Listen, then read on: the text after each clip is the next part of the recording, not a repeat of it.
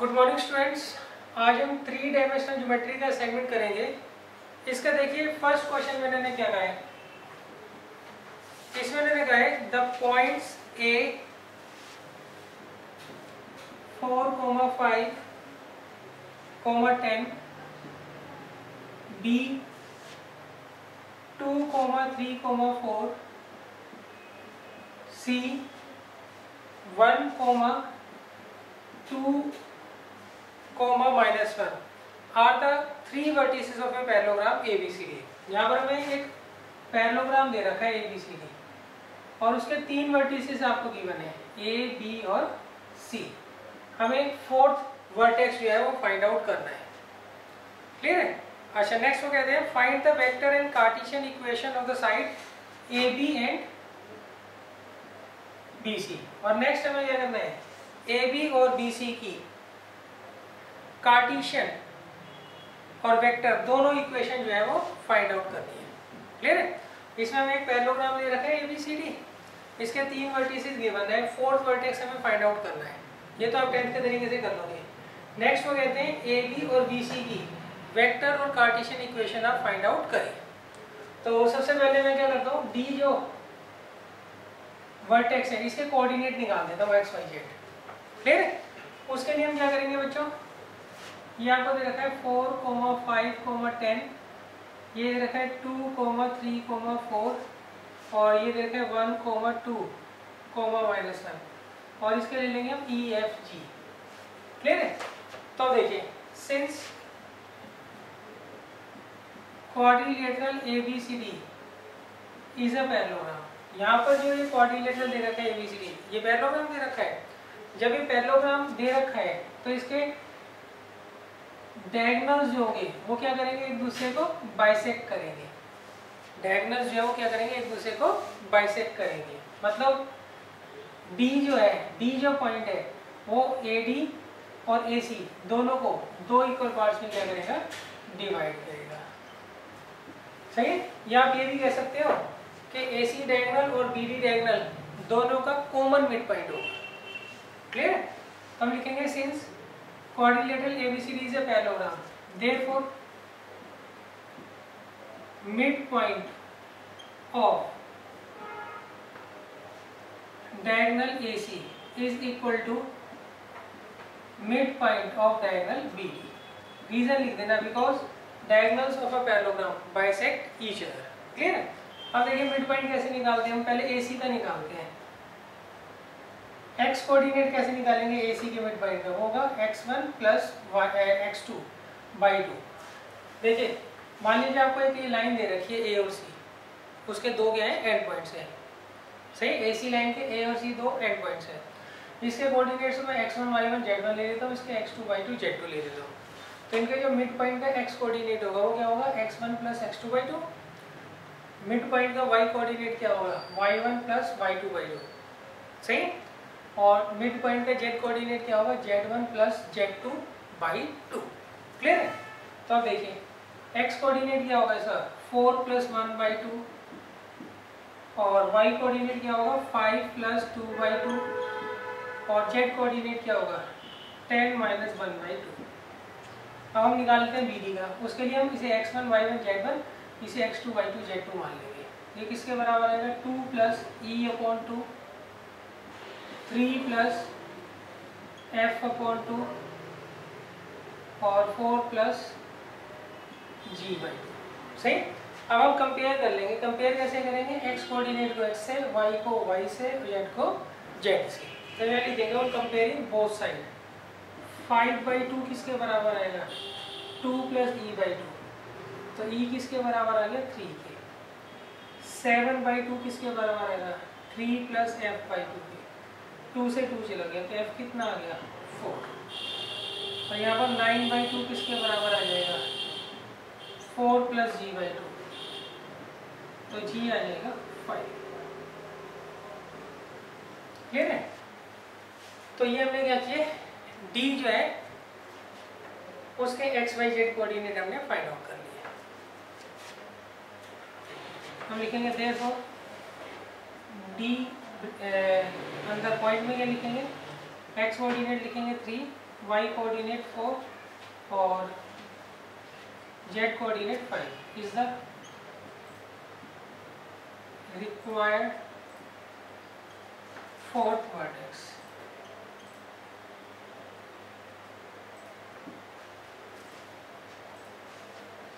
Clear है? अच्छा, अब नेक्स्ट हमने क्या कहा है, हमें ए बी और बी सी की कार्टेशियन और वेक्टर दोनों इक्वेशन जो है वो फाइंड आउट करनी है।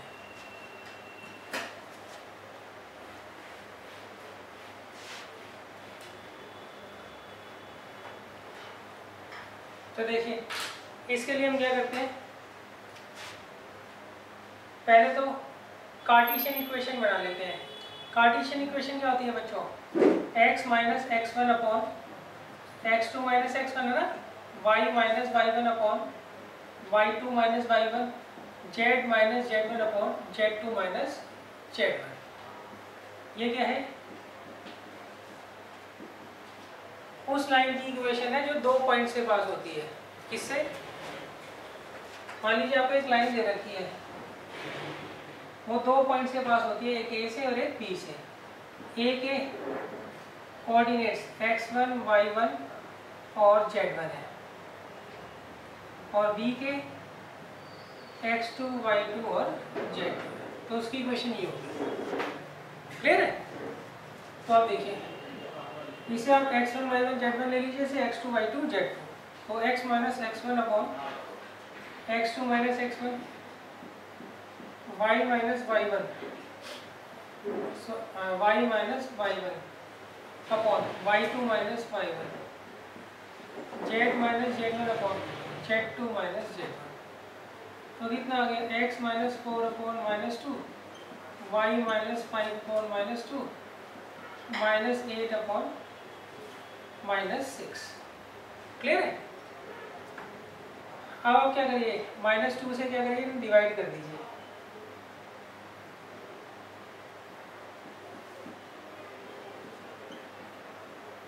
माइनस 2 से मल्टीप्लाई कर दीजिए, सॉरी,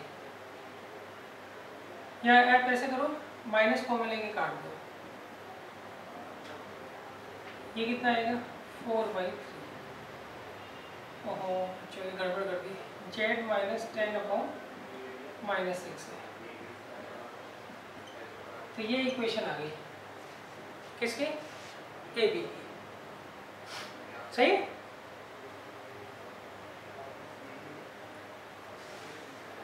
अच्छा, अब देखो, मान लीजिए आपको इसका जो पोजीशन वेक्टर है वो तो वेक्टर ए दे रखा है, इसका पोजीशन वेक्टर वेक्टर बी दे रखा है। सही? तो इस केस में वेक्टर इक्वेशन क्या होगी लाइन की, ए बी की, वो होती है vector a plus lambda times vector b minus vector a. Clear है? यही होती है ना। ये तो हमने क्या निकाली है, कार्टेशियन इक्वेशन निकाली है। यानी कि तुम्हें कार्टेशियन इक्वेशन।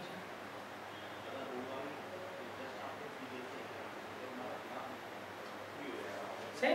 अब नेक्स्ट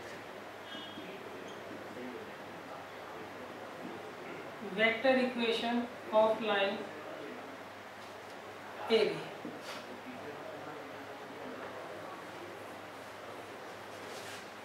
वो क्या होगी, vector r is equal to vector a plus lambda times vector b minus vector a. अच्छा, वेक्टर ए क्या होगा, 4i plus 5j plus 10k,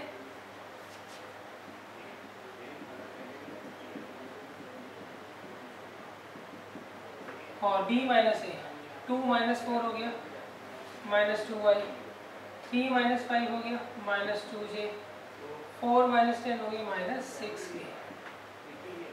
तो ये आपकी इक्वेशन आ गई। क्लियर है? अच्छा, इसमें आप ये भी कर सकते हो, माइनस 2 कॉमन लेके लैम्डा से मल्टीप्लाई कर दो, और माइनस 2 लैम्डा को लैम्डा भी लिख सकते हैं। क्लियर है? तो ये बच्चों आपका पहले क्वेश्चन है।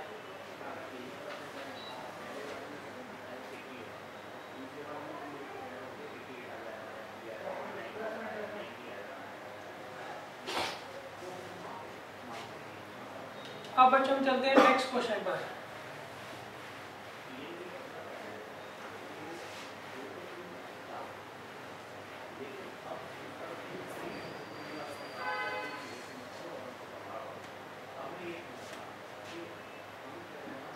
देखिए क्वेश्चन नंबर 2 में उन्होंने कहा है find the vector equation of the line passing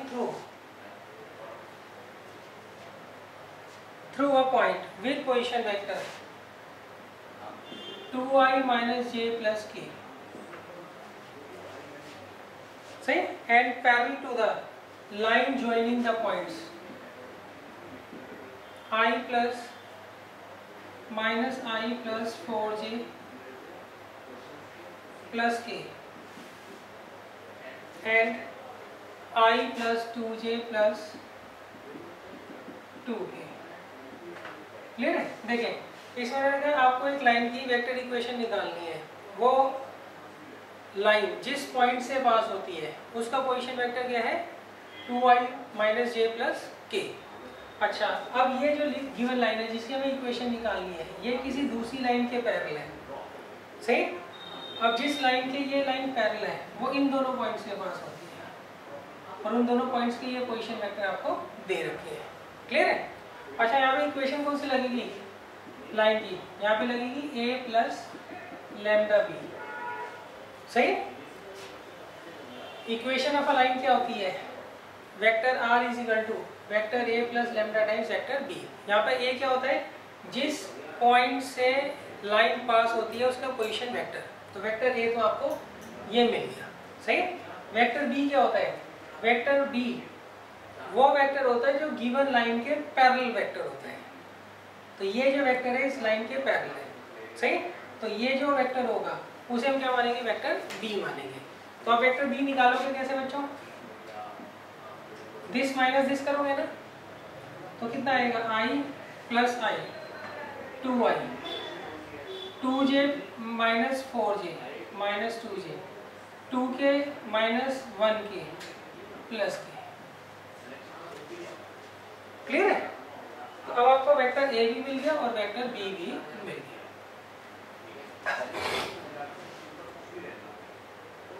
clear है? तो वेक्टर a कितना है? 2i minus j plus k और b कितना है? 2i minus 2j plus k। तो ये आ जाएगी क्वेश्चन। लैंग्वेज बच्चों आप खुद लिख लेना, सही है।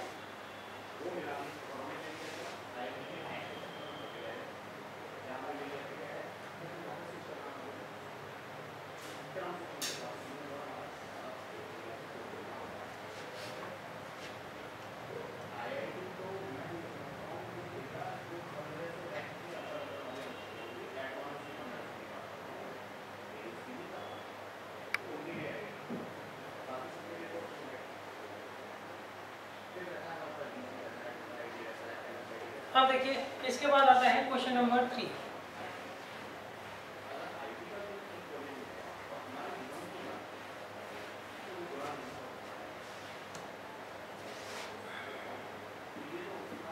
देखिए क्वेश्चन नंबर 3 में उन्होंने कहा है the Cartesian equation of a line.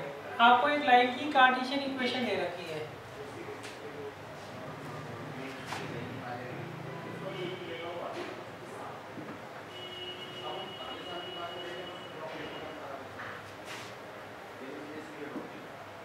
ये हमें कार्टेशियन इक्वेशन दे रखी है लाइन की। अब इन्होंने क्या कहा है? Find its direction ratios and also find its vector equation, सही। इन्होंने क्या, आपको एक लाइन गिवन है उसकी कार्टेशियन इक्वेशन आपको गिवन है। अब आपको क्या करना है? इसको कन्वर्ट करना है इसकी वेक्टर इक्वेशन में। क्लियर है? अच्छा, दूसरा इसकी डायरेक्शन रेशियोज भी फाइंड आउट करनी है। अच्छा, तो पहले देख लीजिए कार्टेशियन इक्वेशन होती क्या है। मान लीजिए आपको एक लाइन दे रखी है, वो किसी पॉइंट से पास होती है, उसका x कोऑर्डिनेट x1 है, y कोऑर्डिनेट y1 है और z कोऑर्डिनेट z1 है। अब ये गिवन लाइन किसी दूसरे वेक्टर के मान लीजिए पैरेलल है और उस वेक्टर की डायरेक्शन रेशियोज क्या है? a b c है। तो इस गिवन लाइन की इक्वेशन क्या होगी? x minus x1 upon a, y minus y1 upon b, z minus z1 upon c। यही होगी ना, सही।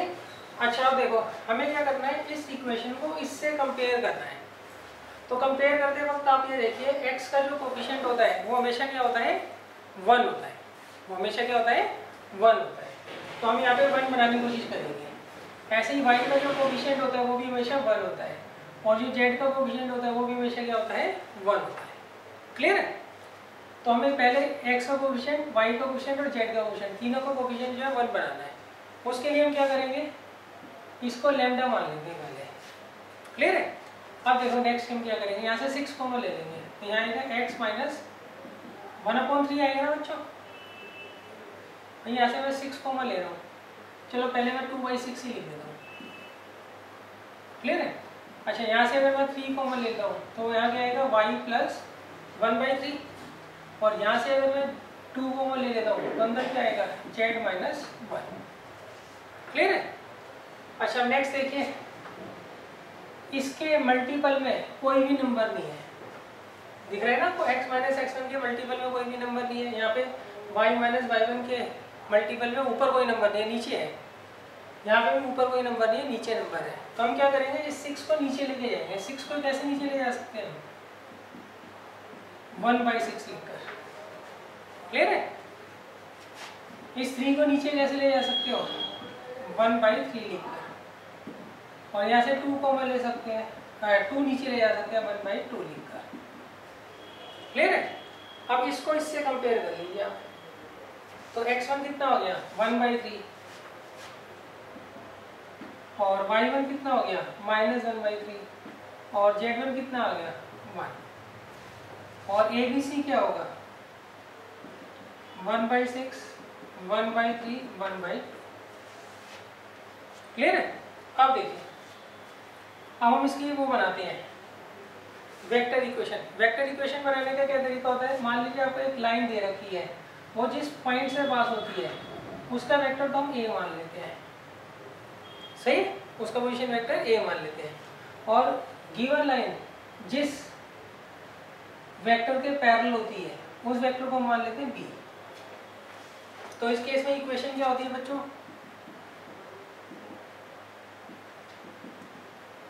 वो होती है vector r is equal to vector a plus lambda times vector b। यहाँ पे वेक्टर a कैसे निकालोगे, i j के लिख देंगे इसके आगे।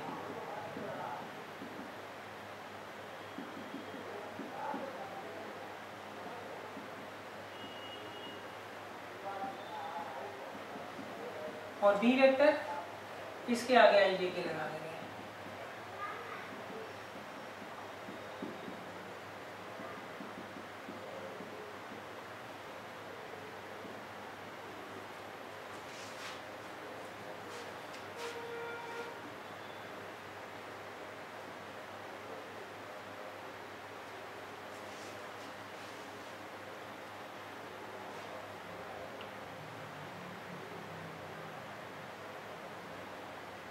क्लियर है बच्चों?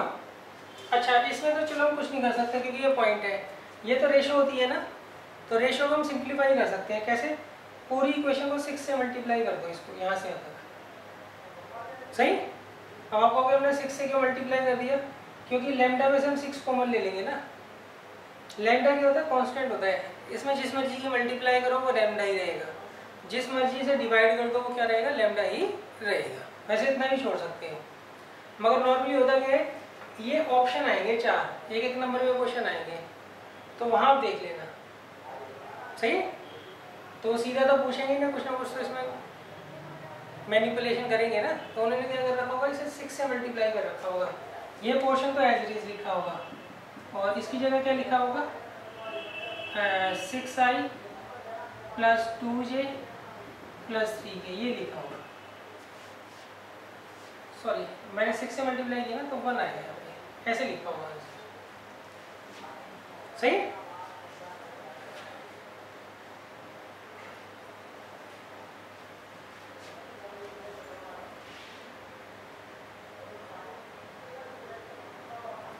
अब देखिए नेक्स्ट है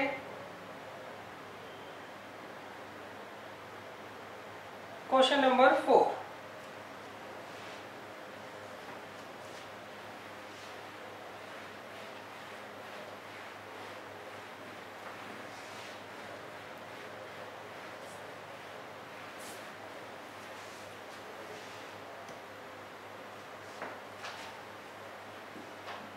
देखिए क्वेश्चन नंबर 4 में उन्होंने कहा है find the direction cosine of the line. हमें जो है इसकी डायरेक्शन कोसाइन निकालनी है।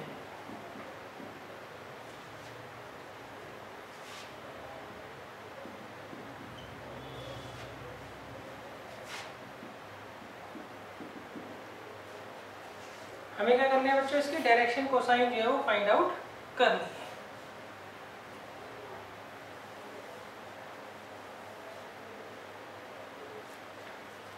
तो देखिए पहले तो इसकी जनरल इक्वेशन देख लीजिए क्या होती है। वो होती है x minus x1 upon a is equal to y minus y1 upon b z minus z1 upon c।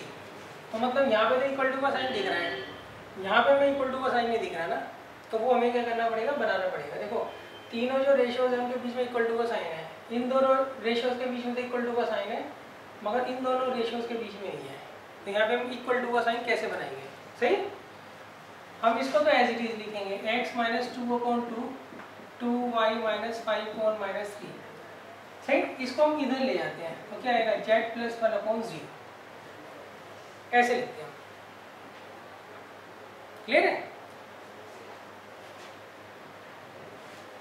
तो हम इसको इस फॉर्म में ऐसे लिख सकते हैं, क्लियर है? अच्छा, अब इसको इससे कंपेयर करेंगे तो उसका क्या तरीका है? ये तो इससे कंपेयर हो पा रहा है, ये नहीं हो पा रहा है ना, तो इसके लिए हम यहाँ से 2 कॉमन ले लेंगे।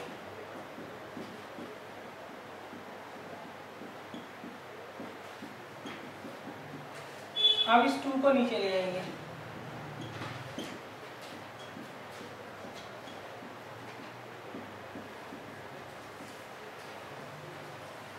क्लियर है बच्चों? तो अब देखो जो गिवन लाइन है उसकी ये डायरेक्शन रेशियोज हैं।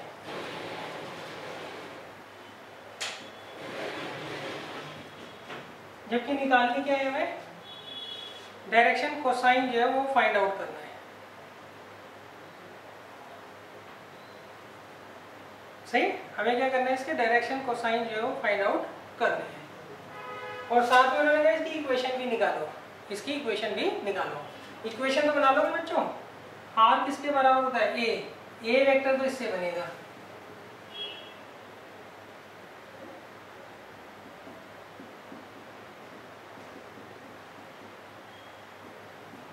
r vector is equal to vector a plus lambda times b vector.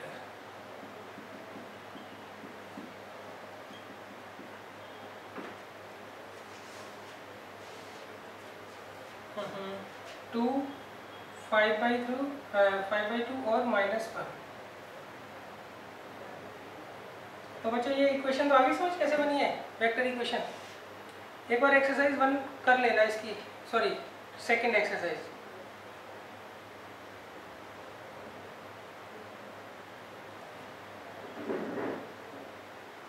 यहाँ बच्चों माइनस है ना।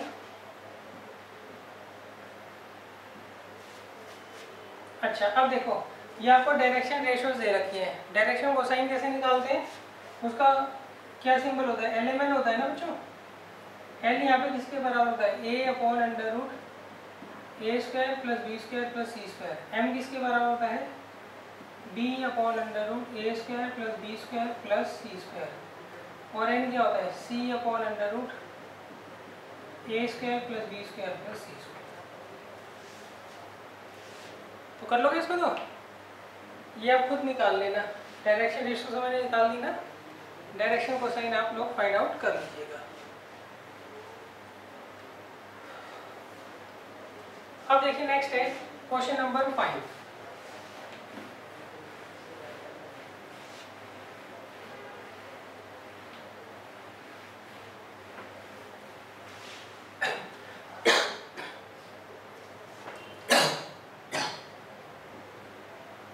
देखिए क्वेश्चन नंबर 5 में लिखा है find the point on the line. हमें इस लाइन के ऊपर जो है एक पॉइंट फाइंड आउट करना है।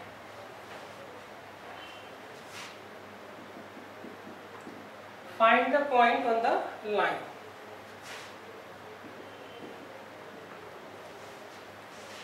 Which is at a distance of 3√2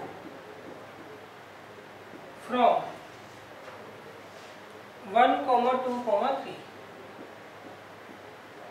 clear है?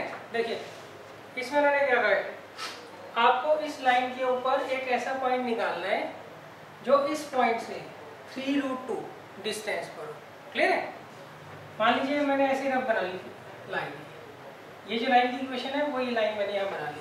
सही, इसके ऊपर एक पॉइंट लेना है 1, 2, 3 और एक और दूसरा पॉइंट आपको फाइंड आउट करना है। वो मान लीजिए ये है x, y, z। इस पॉइंट को मैं A ले लेता हूँ, इसको B, और AB का जो डिस्टेंस है वो कितना दे रखा है? मैं 3√2 दे रखा है।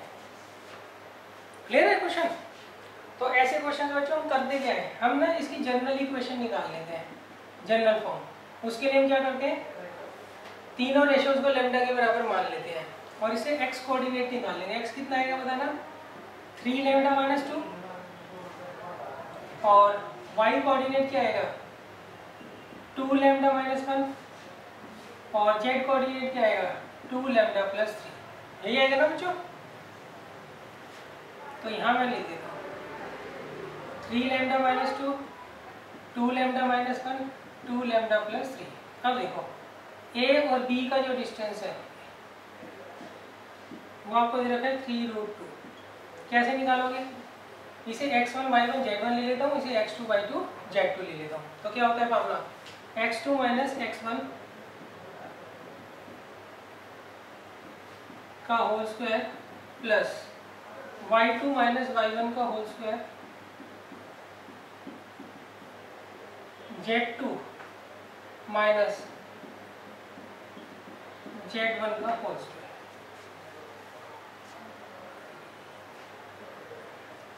किसके बराबर है? 3√2 के बराबर। क्लियर है बच्चों?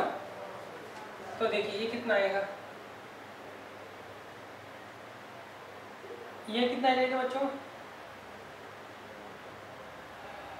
ये प्लस का 3 माइनस का 3 लैम्डा स्क्वायर, ये प्लस है ना बच्चों? 3 माइनस 2 लैम्डा का स्क्वायर, और ये 3 से 3 कट जाएगा, 2 लैम्डा का स्क्वायर।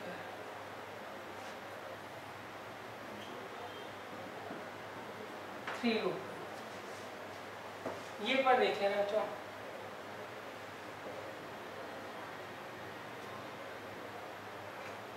सही है? अब रूट हटाने के लिए क्या करते हैं? Squaring both side.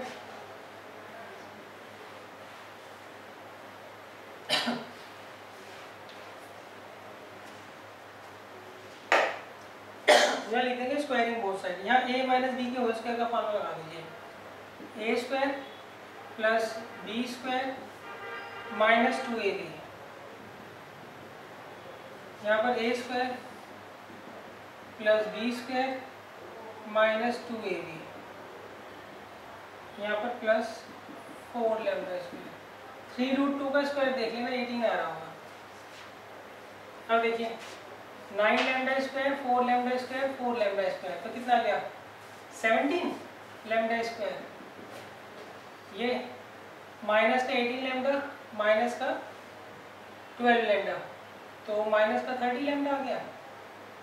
और नेक्स्ट 9 और 9 हो गया 18, 18 से 18 चला जाएगा।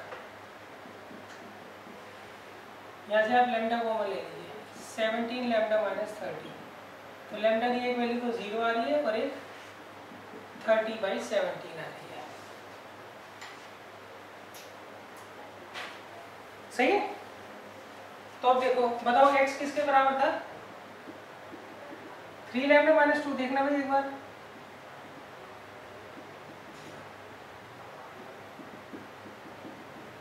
देखो यही था। अच्छा, तो दो आंसर आएंगे इसका मतलब। सही है? एक राइट में हो सकता हो और एक लेफ्ट साइड में हो सकता हो। तो पहले हम लेंगे केस 1।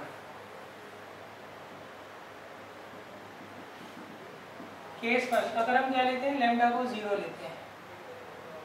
अच्छा, पॉइंट हमने ए माना था बच्चों, देखो एक बार ए माना था। तो यहाँ रख देंगे हम लैम्डा की जगह 0, -2 -1 और 3 is the required point। सही। और केस 2 अगर हम लेमडा को लेते हैं 30/17, 30 कितना हो गया बच्चों 90, 19/17 -2 34 है ना, 56/17 यहाँ रखते हैं, 60/17 43/17 यहाँ रखते हैं,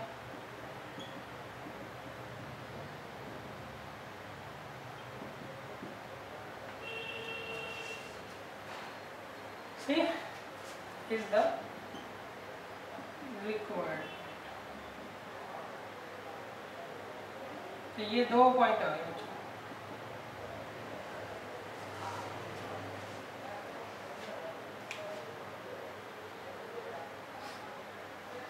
क्लियर है?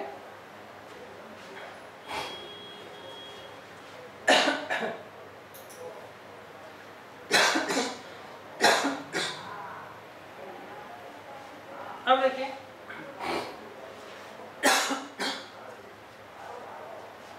नेक्स्ट है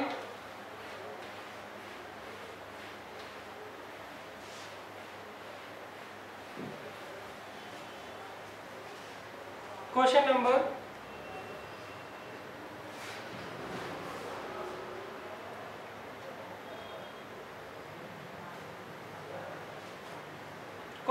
6। देखिए क्वेश्चन नंबर 6 में उन्होंने कहा prove that the line x is equal to ay plus 9, z is equal to cy plus d and line x is equal to a dash y plus b dash is equal to x is equal to a dash y plus b dash और z is equal to कितना दे रखा है c dash y plus d dash. सही है। इन्होंने कहा एक लाइन की इक्वेशन ये है, दूसरी लाइन की इक्वेशन ये है। तो हमें प्रूव करना है ये दोनों लाइंस जब भी परपेंडिकुलर होंगी, जब a dash plus c dash किसके बराबर होगा 1 के बराबर होगा। सही। तो बच्चों पहले तो स्टैंडर्ड फॉर्म में हम इसे कन्वर्ट कर लेते हैं। सही। स्टैंडर्ड फॉर्म क्या होती है अगर 2 लाइंस दे रखी होती हैं तो पहले का तो हम ये मानते हैं x minus x1 upon a1, y minus y1 upon b1 और z minus z1 upon c1। पहली लाइन को तो यही मानते हैं ना। अच्छा दूसरी को क्या मानते हैं x minus x2 upon a2, y minus y2 upon b2, z minus z2 upon c2, ये मानते हैं। सही। अब अगर मान लो ये दोनों लाइंस परपेंडिकुलर है तो उसमें क्या कंडीशन होती है a1 a2 plus b1 b2 plus c1 c2 किसके बराबर होता है 0 के। यही होता है ना। अच्छा अब देखो हमें इस लाइन की इक्वेशन को इस फॉर्म में कन्वर्ट करना है तो उसके लिए हम क्या करते हैं यहाँ पे देखिए कौन सी चीज़ कॉमन है y कॉमन है ना, तो दोनों तरफ से y की वैल्यू निकाल के इक्वल रख देंगे। यहाँ से y कैसे निकालोगे, इसे इधर ले आइए x minus b is equal to a y, तो y कितना आ गया x minus b upon a. सही। और यहाँ पे क्या आ जाएगा z minus d is equal to c y, तो z minus d upon c is equal to y. अब तो इनको रिलेट कर लोगे, डेट एम्प्लाइज इक्वेशन क्या आ गई x minus b upon a is equal to y is equal to z minus d upon c. Clear है। अच्छा अब इसको इससे कंपेयर करोगे तो ये x minus x1 upon a1, y minus y1 नहीं है ना तो उसको 0 ले लेंगे और b1 नहीं है तो उसे क्या ले लेंगे 1। तो ये आपकी फर्स्ट इक्वेशन आ गई। अब इसको बनाते हैं बच्चों ऐसे ही।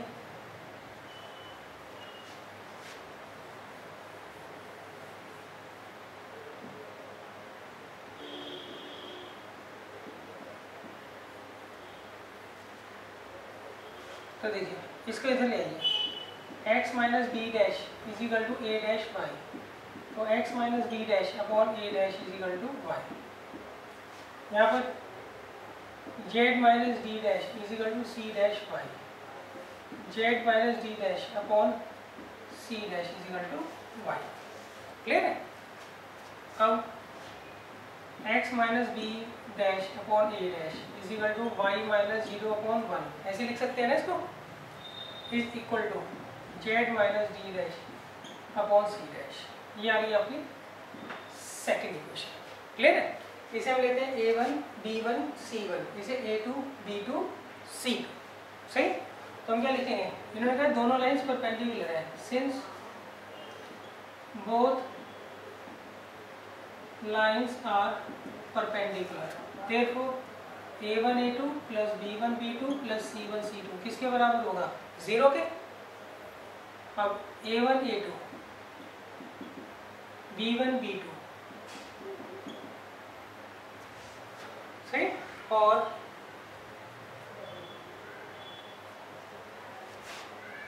c1 c2 is equal to 0। Clear है? अच्छा, यही आपको प्रूव करना था।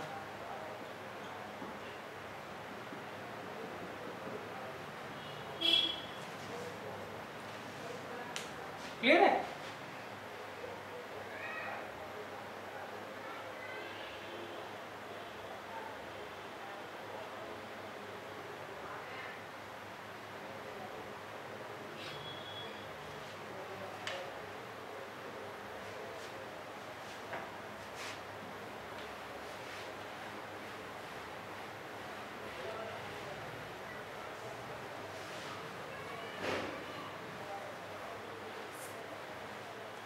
अब देखिए नेक्स्ट क्वेश्चन है,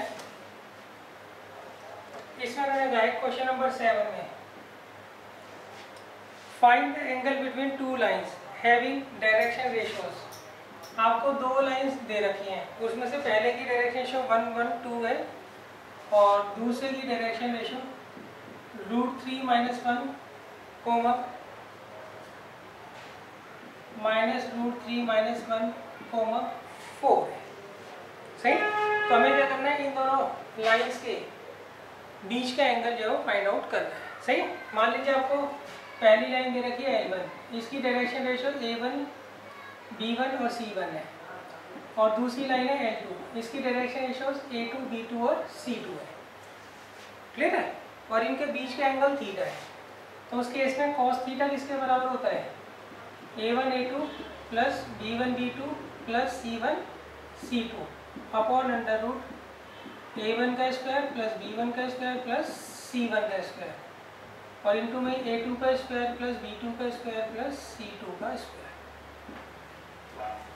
यही होता है ना बच्चों? इसका मॉड और लगा लेते हो। अब देखो, इसे A1 B1 C1, इसे A2 B2 C2 मान लेंगे। हल लिख देना, इन दोनों के बीच का एंगल जो है थीटा है, तो देयरफॉर पहले तो फॉर्मूला लिख देना, cos थीटा किसके बराबर आएगा, A1 A2 plus B1 B2 plus C1 C2 upon under root A1 का स्क्वायर प्लस B1 का स्क्वायर प्लस C1 का स्क्वायर। यहाँ पर A2 का स्क्वायर प्लस B2 का स्क्वायर प्लस C2 का स्क्वायर।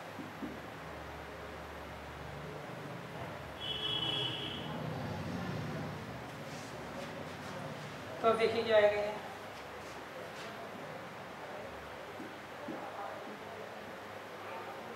√3 से √3 चला गया, ये कितना आ गया 6, ये आ गया √6, और यहाँ लगा देंगे formula A² plus B² minus 2AB, यहाँ पर A² plus B² plus 2AB।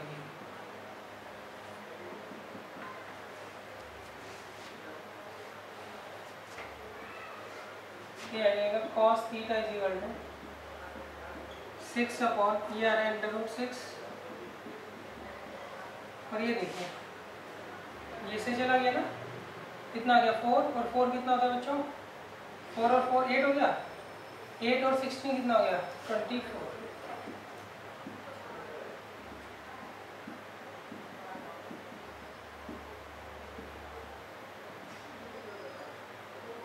तो cos थीटा आ गया 1/2। बताओ 1/2 का पता है cos में 60 में, तो देयरफॉर थीटा कितना आ गया 5/3।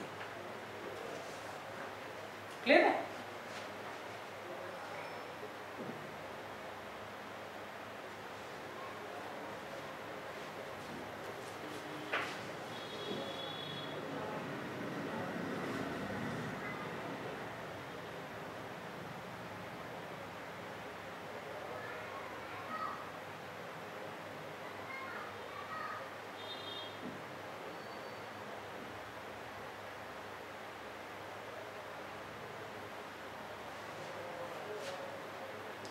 अब देखिए नेक्स्ट है क्वेश्चन नंबर 8।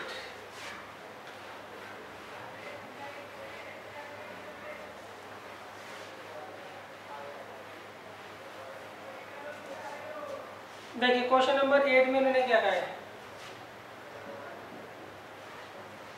इसमें उन्होंने कहा है show that the line x - 1/2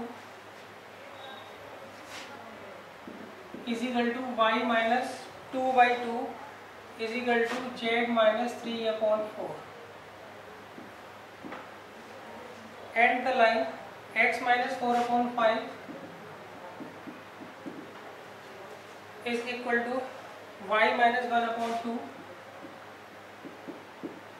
is equal to z। सही, ये दो लाइंस आपको दे रखी है, इन्होंने कहा ये इंटरसेक्ट करती हैं, हमें ये पहले प्रूव करना है। तो वो कैसे करेंगे, हम इनके बीच का शॉर्टेस्ट डिस्टेंस निकाल लेंगे। सेकंड एक्सरसाइज के जो लास्ट क्वेश्चन है वो शॉर्टेस्ट डिस्टेंस के ही है। अगर इन दोनों लाइंस के बीच का शॉर्टेस्ट डिस्टेंस 0 आ रहा है तो उस केस में दोनों लाइंस क्या करेगी, इंटरसेक्ट करेंगी। सही, अगर आपको क्वेश्चन आ जाए दो लाइंस की इक्वेशन दे रखी है और हमें प्रूव करना है कि वो इंटरसेक्ट नहीं करती हैं, तो उस केस में दोनों का शॉर्टेस्ट डिस्टेंस निकालेंगे, वो 0 नहीं आ रहा होगा। अगर दो लाइंस के बीच का शॉर्टेस्ट डिस्टेंस 0 है तो वो इंटरसेक्ट करती हैं, नहीं तो वो इंटरसेक्ट नहीं करती हैं। क्लियर है। अच्छा, सेकंड पार्ट में उन्होंने कहा है इसका पॉइंट ऑफ इंटरसेक्शन भी निकालो। तो पहला पार्ट तो खुद कर लेना, जहाँ पर हमें प्रूव करना है ये दोनों लाइंस एक दूसरे को इंटरसेक्ट करती हैं, उसके लिए हम उनके बीच का शॉर्टेस्ट डिस्टेंस निकालेंगे, वो 0 आ रहा होगा, इसका मतलब दोनों लाइंस इंटरसेक्ट करती हैं। सेकंड पार्ट में है इनका पॉइंट ऑफ इंटरसेक्शन निकालो क्या होगा, पॉइंट ऑफ इंटरसेक्शन निकालो क्या होगा। तो इसको हम ऐसे लिख सकते हैं z - 0.1। सही, उसके लिए हम क्या करते हैं, इसको लैम्डा मान लेते हैं और इसको k मान लो। चलो k यूज होता है तो कुछ और ले लो, म्यू ले लो। सही, यहाँ से हम क्या करते हैं, इस लाइन की x y z, सही, x y z के जो कोऑर्डिनेट है उसकी फॉर्म में हम क्या उसको क्या करते हैं, लैम्डा की फॉर्म में निकाल लेते हैं। तो x किसके बराबर आएगा बताओ, 2 लैम्डा + 1। y किसके बराबर आएगा, 2 लैम्डा + 2। z किसके बराबर आएगा, 4 लैम्डा + 3। यही आएगा ना। अच्छा, अब यहाँ से निकाल लो x की वैल्यू, क्या आएगी बच्चों बताओ, 5 म्यू + 4। y की वैल्यू क्या आएगी, 2 म्यू + 1। z की वैल्यू क्या आएगी, म्यू, z की वैल्यू तो म्यू आएगी ना। क्लियर है। अच्छा, जब ये दोनों लाइंस काट रही हैं तो इनके लिए जो x, y और z कोऑर्डिनेट है ये सेम ही तो होंगे। सही है, तो लिख देना सिंस बोथ लाइन इंटरसेक्ट, इसलिए इनके जो x, y, z के जो कोऑर्डिनेट्स होंगे वो क्या होंगे, सेम होंगे, कॉमन होंगे, ये ले सकते हो। सही, तो हम इसको इसके बराबर रखेंगे, तो 2 लैम्डा + 1 किसके बराबर आ गया, 5 म्यू + 4 के। तो 2 लैम्डा - 5 म्यू किसके बराबर आ गया, ठीक है। तो ये तो फर्स्ट इक्वेशन आ गई। क्लियर है। अच्छा, y को y के बराबर रख देंगे, 2 lambda + 2 is equal to 2 mu plus 1, इसे ले लेंगे 2 lambda minus 2 mu is equal to 1, इसे मान लेंगे सेकेंड इक्वेशन। इन दोनों में एलिमिनेशन मेथड आप लगा लेना, उससे लैम्डा और म्यू की वैल्यू आ जाएगी।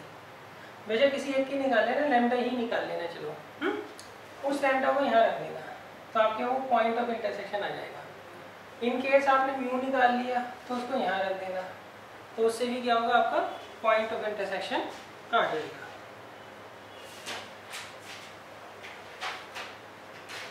ठीक है, देखो कैसे निकालेंगे वैल्यू। ये अब तक जो कैलकुलेशन किया वो एक बार आप चेक कर लो, कहीं गड़बड़ ना हो उसमें।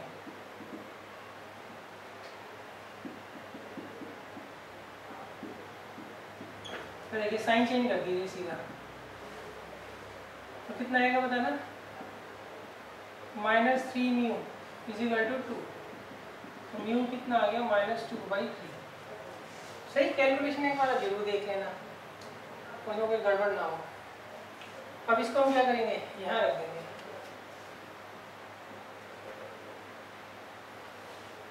-10/3 + 4 कितना आ जाएगा, 2/3। y आ जाएगा -4/3 + 1,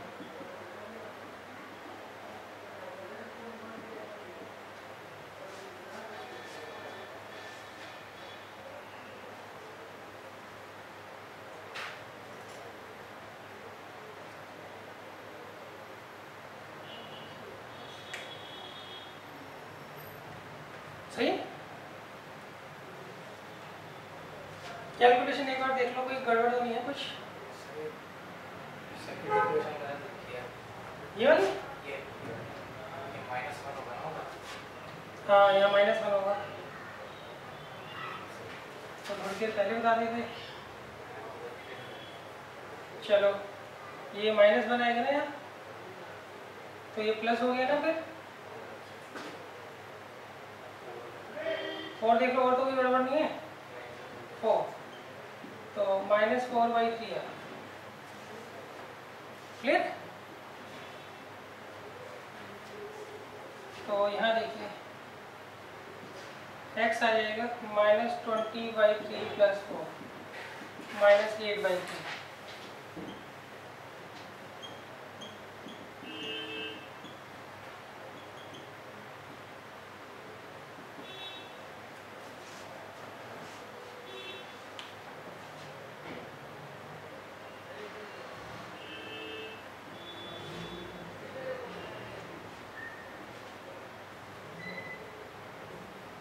अच्छा, अब देखिए क्वेश्चन नंबर 9 भी यही है। इसमें उन्होंने कहा है हमें प्रूव करना है, दो लाइंस हैं ये इंटरसेक्ट नहीं करती है, तो आप इनका शॉर्टेस्ट डिस्टेंस निकालोगे वो 0 नहीं आ रहा होगा। क्लियर है।